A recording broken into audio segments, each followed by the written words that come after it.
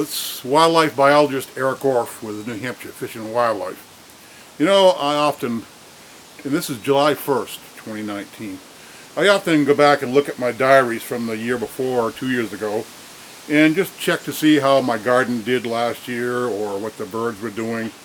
Well, so yesterday I was glancing at my diary to see what I was doing around this time, and I took the Wayback Machine back to 1996, which was a very memorable day, a very long day. In fact, the first words at the top of the page was a very long day. You see, it was around 4 a.m. or shortly thereafter on that Tuesday, July 2nd, 1996, that my phone rang a little after 4 a.m. And when I picked up the phone, it was, I think it was the Coast Guard informing there had been an oil spill down on the Piscataqua River in Portsmouth, near which feeds Great Bay.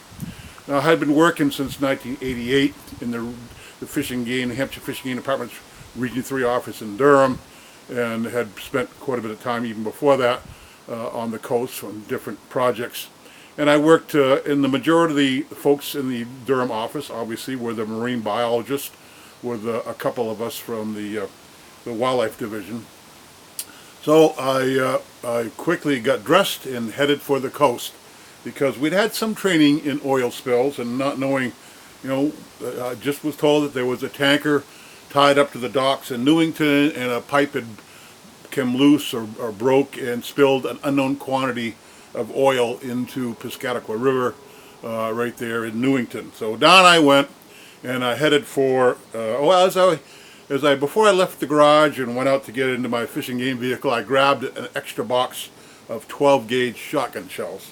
So right then and there I was thinking, all right, we will get an oil spill, so what do I have to do? Well, if I can find the spill and there are gulls or terns or ducks near the spill, I'll fire some shots, not at the animals, but enough to scare them away. Yeah, I had been assigned years before a weapon, part of my fishing game duties. So unlike the law enforcement folks who wore their sidearm for personal protection and to I just deal with bad people, I was assigned a 12 gauge Remington pump shotgun to deal with animals that were injured or were sick, so that I could humanely dispatch them. And I'd killed a moose or so, and some rabid raccoons, and also the shotgun was able to fire some what we call cracker shells. They were a shotgun shell that fired a firecracker, so you could kind of dissuade maybe a bear that was in a campground or in a situation. Rather than try to catch it or tranquilize it, you could simply move it out of the area. So it had a variety of purposes, as shotguns do, for scaring animals as well as killing them. Well, today I grabbed the extra box of shells and headed down to Adams Point, where the Marine Division kept their maritime skiff. It was an open boat, maybe 16 feet long or 17 feet long. Not a big boat, but so at the crack of dawn, I think around 6 a.m., I got on the bay on Great Bay. This was tied up right at the junction of Great and Little Bay down at Adams Point, and I think Cherie Patterson maybe had joined me by then. So we headed off down to Piscataqua and looking for an oil patch that might be floating.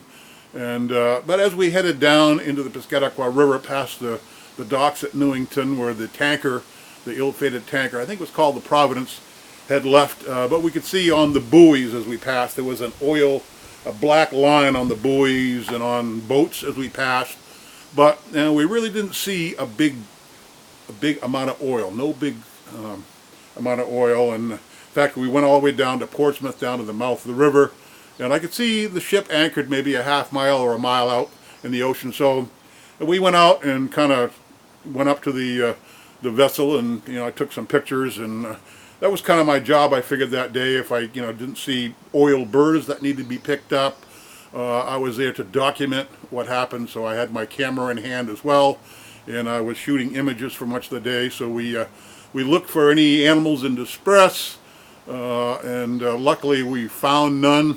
And as it turned out, the oil that was being transferred to the shore was a very heavy oil.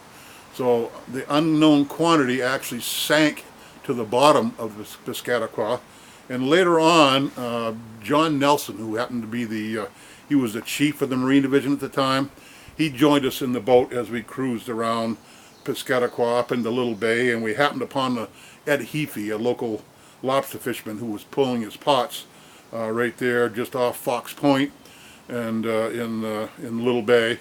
And some of the lobster, as he was saying, were sort of covered with this tar-like substance. So apparently this oil was turning into, maybe globs of oil, and the tide is in the current in the Piscataqua and Great Bay is something to behold. It's like an 8 or 9 knot current. So I spent much of the day documenting where I could find oil, talking to folks to see what they've seen, and Cherie and I documented what we could for evidence. And I guess I worked through the morning from whatever, 5, a little after 5 a.m. to early in the afternoon. But and then the long day was to continue, because I had an appointment to go up to Lyme in the afternoon. And I'll tell you about that in maybe the next video, about the part of the long day of July 2nd, 1996, where I responded to an oil spill. And Fish and Game has done training. They do every year or two, training on how to handle oil birds, how to pick them up, how to clean them. At the Region 3 office in Durham, there are some material there that would use to scrub the birds, to clean them. There are trailers around with oil booms, and I know every 2 or 3 years they have a drill down on Great Bay. So Fish and Game is very keenly involved in the potential for an oil spill on New Hampshire's seacoast, in particular Great Bay. And I was fortunate enough to be part of that and to unfortunately witness a spill, but it didn't seem, other than the boats that were contaminated and things like that, as far as I know, it never had any major impact on the fish and wildlife in the Piscataqua or Great Bay system. But I certainly am always concerned, as is the New Hampshire Fishing Game Department, about the potential for an oil spill on Great Bay.